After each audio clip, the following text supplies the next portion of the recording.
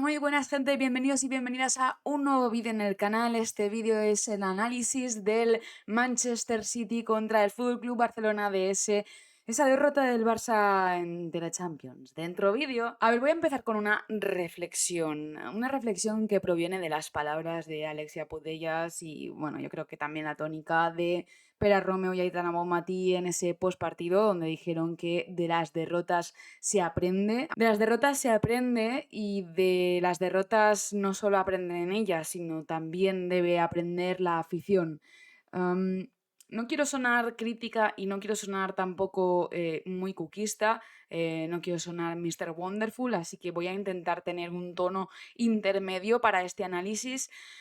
A modo de introducción y de reflexión, simplemente decir que una crítica no es un catastrofismo, una crítica no es no apoyar a tu equipo y el no saber los errores o las posibles mejoras que puede hacer tu equipo no significa que yo deje de ser del Barça automáticamente, porque el Barça siempre será mi equipo, pierda, gane, empate o deje de existir. Solo pienso que podemos ser críticas, podemos saber cómo juegan, podemos decir nuestra opinión y eso no cambia el sentimiento blaugrana que llevamos dentro. Como sabéis, soy una persona a la que le gusta mucho el fútbol en general y no voy a dejar de hacerlo porque unos aficionados o aficionadas que acaban de llegar abandonan al Barça ya que, bueno, está dejando de ganar. Y ahora sí, empezamos con el análisis. En este vídeo he decidido que voy a ser yo la que haga el análisis. Podía contar con Jason, mi analista de la previa, o podía contar con Santi incluso, que es otro analista,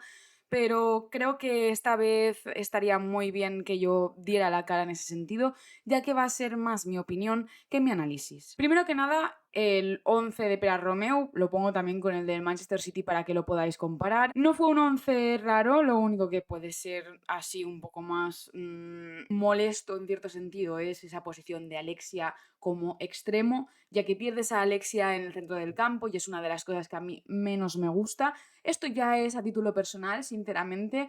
Creo que Alexia tiene muchísimas cualidades y que lo puede hacer muy bien en el extremo, precisamente, pero tengo la sensación de que siempre que ha jugado en esa posición la hemos perdido en muchas otras cualidades que quizás en este tipo de partidos necesitábamos más. Por eso yo puse a Pina en el 11 que hice con anterioridad al partido, pero también pienso que quizá cambiando a X jugadoras tampoco hubiera cambiado mucho el contexto del partido.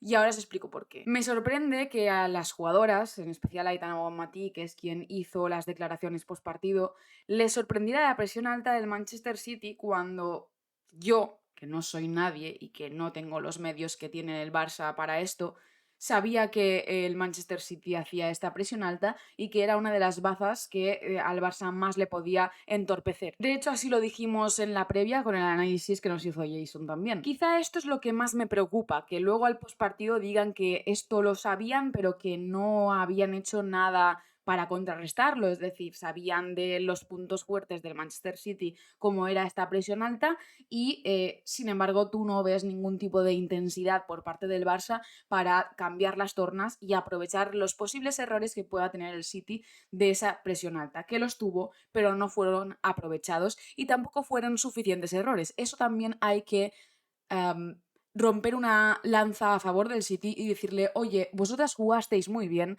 y le plantasteis cara al Barça, y esta es la realidad. Aunque no lo diga, yo creo que también se entiende que si hago un análisis del Barça, es lógico que obviamente me centre más en el Barça que en el rival. Y eso no le quito importancia a lo que hizo el rival. Volvió una de las cosas en el Barça que a mí más me preocupan o más me molestan. No sé cómo decirlo, gente, pero a mí esto de que no tengan intensidad cuando son un equipo que optan a todo y que son muy luchadoras y tienen mucha ambición, me desconcentra y me descuadra, porque creo que alejadas de cualquier planteamiento o de cualquier posicionamiento de esta jugadora sí o esta jugadora no, todas tienen que salir con la misma intensidad y ahí nadie salió con intensidad. Ahora, si queréis, hacemos un análisis línea por línea, porque creo que el Barça no estuvo bien en ninguna de sus líneas. Hablando con Jason fuera de cámaras, me pasó unas estadísticas que os las pondré ahora para apoyar mi argumentación, ya que creo que la línea defensiva es lo que más le falló al Barça. No solo por la primera ocasión de gol, que obviamente Cata sale a por uvas y no recoge ese balón del córner que remata finalmente y, bueno, en un jaleo de piernas del Barça remata en segunda instancia a una jugadora del City y entra el balón, quitando de esa y quitando también de, para mí, sobre todo, lo que evidencia esa falta de concentración en línea defensiva es la segunda acción donde le meten un balón en largo al desmarque a Vanišo, que hizo un muy buen partido Vanišo, sin destacar, pero lo hizo bien. Vanišo sin marca aparente, Patrick Guijarro que intenta meterle la pierna siendo, no, sin ser la última jugadora, no llega a meterle la pierna del todo, no le quita el balón, Vanišo lo aprovecha, va a encarar a Cata, le hace un recorte, Cata se tira fatal y luego ves a Ona pasándose de largo por el balón. Desconcentración, gente. La palabra es desconcentración. Y no voy a focalizar en ninguna jugadora porque pienso de verdad que esto fue problema de toda la línea defensiva en sí. No fueron contundentes ni con el 1-0 ni con el 2-0. No fueron contundentes en todo el partido realmente. Pero bueno, no fueron las únicas porque el centro del campo pasó absolutamente lo mismo. Hablamos en el anterior vídeo, en la previa, sobre el hecho de que el City poblaba mucho el centro del campo y es lo que pasó. El City pobló muchísimo el centro del campo y luego el Barça no supo aprovecharlo, no supo frenar eso, no supo mejorar en eso, no supo salir de esas marcas. Yui Hasegawa lo hizo súper bien. Midema estaba cubriendo todo el rato a Patrick Harro, que Patrick Harro tuvo que hacer un trabajo increíble ocupando mucha parte del centro del campo, teniendo ahí realmente a 3 centrocampistas e incluso podemos añadir a Alexia, y aún así estaban desbordadas, pues igual hay que aprovechar y abrir más el campo y no poner a Alexia de extremo. Y por ahí va mi baza de Alexia. Pero bueno, es que creo que todo el centro del campo estuvo desbordado y que nos ganaron por ahí y no pasa nada por admitirlo. Y bueno, en cuanto a la línea de ataque del Barça, pues ni bien ni mal, gente. Ni bien ni mal. Me sorprende este ni bien ni mal porque generalmente es lo que más destaco, ¿no? Generalmente destacamos mucho a Payor, a Hansen, el ataque a Aitana y todo esto, pero es que es como si no estuvieran. Yo creo que lo intentaban y incluso veías a Hansen que podía poner buenos centros, pero Hansen no se iba de ese uno contra uno.